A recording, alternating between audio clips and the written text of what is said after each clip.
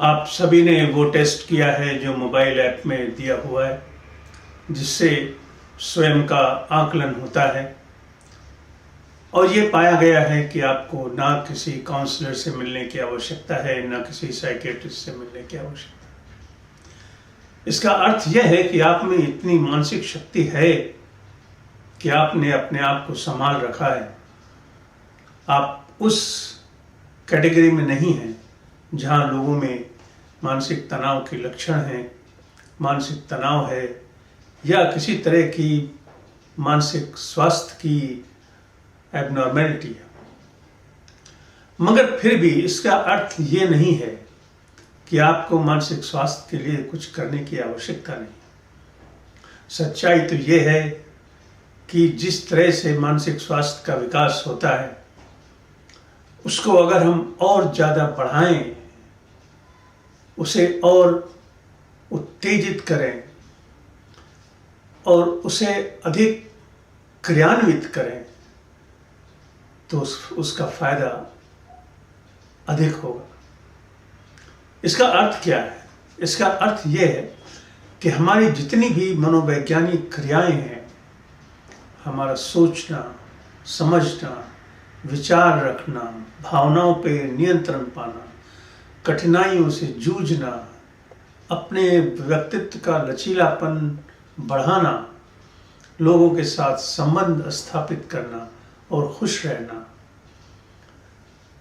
आत्मचिंतन करना, विचार करना, ये सारी जो हमारे मनोवैज्ञानिक गुण हैं, अगर हम इनकी मात्रा अपने आप में बढ़ाएं, जैसे इनमें से कुछ बातें ऐसी हैं जो आप बढ़ा सकते हैं और कुछ ऐसी हैं जो आप नहीं बढ़ा सकते।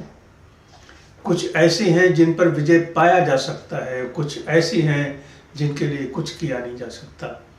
जैसे मान लीजिए आप के परिवार में किसी को मानसिक बीमारी रही हो, तो ये सच्चाई तो आप हटा नहीं सकते और उसका प्रभाव जो आपके व्यक्तित्व पे पड़ा है, आपके जीवन में आया है, अनुवांशिक कणों के माध्यम से आया है, उसके लिए आप कुछ नहीं कर सकते। मगर जो आप कर सकते हैं वो यह है कि उन कणों की प्रभावशीलता को कम कर सकते हैं। वो कैसे कर सकते हैं कि अनुवांशिक कण हमेशा वातावरण की व्यवस्था में मिलकर काम करते हैं। यदि वातावरण में तनाव है, आपके जीवन में तनाव है, आपके जीवन में खुशी नहीं है, तो वही अनुवांशिक कण बहुत जल्दी अपने लक्षण दिखाने लगते हैं। उन पर विजय पाने का तरीका यह है कि आप उन्हें कभी विकसित होने न दें, कभी उसे उगने न दें, उन पर नियंत्रण रखें। और उसमें सबसे बड़ी बात यह है कि उन लक्षणों को आप पहचानने की व्यवस्था करें, जानकारी हासिल करें, पढ़ें और जानें। स्वस्थ रहने का एक तरीका यह है कि आप ये जानें कि अस्वस्थता क्या है। One way to remain emotionally mentally healthy is to know what is abnormality in the mental condition. जब तक उसकी जानकारी नहीं होगी, आप अपने आप को भुलावे में डालते रहेंगे। इस व्यवस्था को जानना आवश्यक है कि हमें मनोवैज्ञानिक तरह से किस किस तरह के विकार उत्पन्न हो सकते हैं, हमें क्या क्या हो सकता है। जैसे घबराहट की तकलीफ हो सकती है, नींद की तकलीफ हो सकती है, विचारों की तकलीफ हो सकती है, भावनाओं की तकलीफ हो सकती है, उदासीनता, अकेलापन, निराशा, काम न कर पाना, मन न लगना, लोगों से दूर रहना, अकेला हो जाना, आत्महत्या के विचार आने लगना या ऐसे लगना कि अब जीने से फायदा क्या है।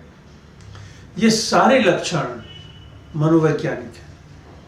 ये सारे लक्षण इस बात के द्योतक हैं कि आने वाले समय में आपको इससे भी अधिक कठिनाई हो सकती है। तो यह आवश्यक है कि आप जानें कि आपका मानसिक विकास किस तरह से हो कि आप इन लक्षणों पर काबू पा सकें। और इसी व्यवस्था के बारे में हमने चर्चा पहले भी की है और अभी फिर से मैं दोहराना चाहता हूँ कि बहुत कुछ आपके हाथ में है. A lot of things are modifiable and they are within your reach, within the ambit of your own efforts.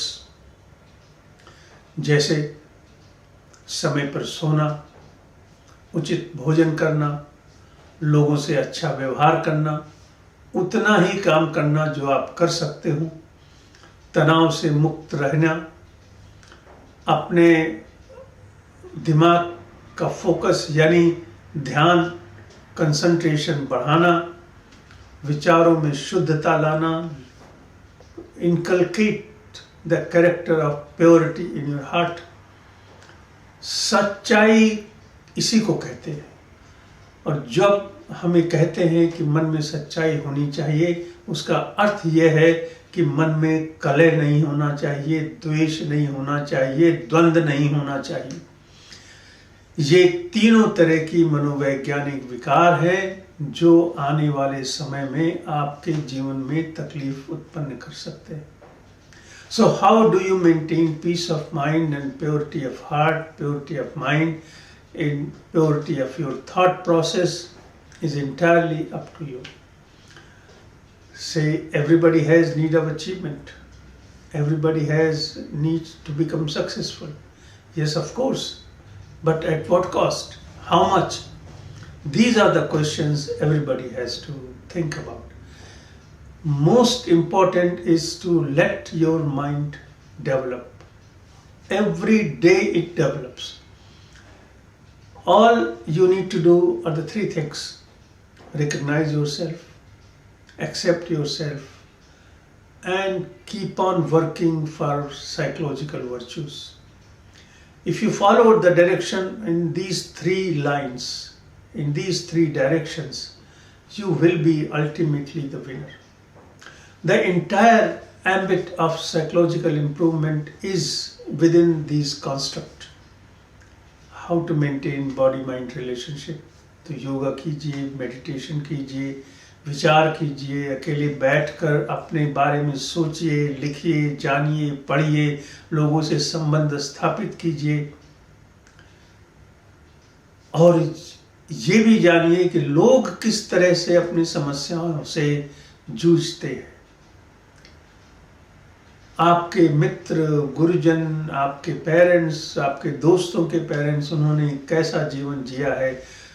If you live in company of wiser people, you will be wiser, your cognitive set will improve and your confidence will improve. Once your confidence improves, you will deal with situations better and better. Even if you fail or do not succeed, you will not be hurt to that extent as you would be hurt if you are not confident about yourself. The solace comes due to the fact that yes, you did everything right. You did what you could. You did not succeed. There may be many reasons. There may be lesser opportunities. There may be no opportunity. You can do only so much. आपको अपनी लक्ष्मण रेखा पहचाननी पड़ेगी, क्योंकि जैसे ही आप उसके बाहर कदम रखेंगे तो उसके बाहर जीवन के रावण खड़े होते हैं. इसलिए ये जानना जरूरी है कि आप क्या कर सकते हैं, कितना कर सकते हैं और क्या आपको नहीं करना चाहिए. That you should not put your life at risk. That should not make choices which are unhealthy. That you should not make or go on direction which does not belong to your aptitude or interest. That you do not indulge yourself in unprotected behavior. Do not get into relationship which is detrimental to your mind and heart. There are a number of things. Because of that you need to be careful, particularly the students in the age of 17, 18, 19, 20. And of course you must have the knowledge that more than 50% of mental disorders show their first symptom in the age of 14, 15, 16. And therefore, you should not take any visible sign of abnormality in your psychological function lightly. That may be the beginning of a serious problem. And if you don't recognize, you run the risk of let the disease develop. और यहीं पे हम सभी से गलती हो जाती है कि हम ये सोचते रहते हैं कि ये तो तात्कालिक समस्या है, ये ठीक हो जाएगी, बच्चे को नींद नहीं आती, आज नहीं आती, कल आएगी, और देखते देखते महीना गुजर जाता है और समस्याएं बढ़ जाती हैं। अनेकों कहानियां हमारे जहन में आती हैं, अनेक उदाहरण हमारे मन में आते हैं, उन सभी के चेहरे दिखाई पड़ते हैं जिन्होंने हमसे संपर्क स्थापित किया, जिन्हें हम जानते हैं, और हमने देखा है कि किस तरह जो लोग पहचान पाते हैं लक्षण, उन्हें फ़ायदा होता है, और जहाँ अज्ञानता होती है, विश्वास नहीं होता, वहाँ वे उनके बच्चे सफ़र करते हैं। इसलिए मेरा इतना ही कहना है कि रास्ता वही चुने जिसमें आप वैज्ञानिक तथ्यों को इकट्ठा कर सकें, उन पर विश्वास कर सकें और अपने आप के व्यक्तित्व का विकास कर सकें।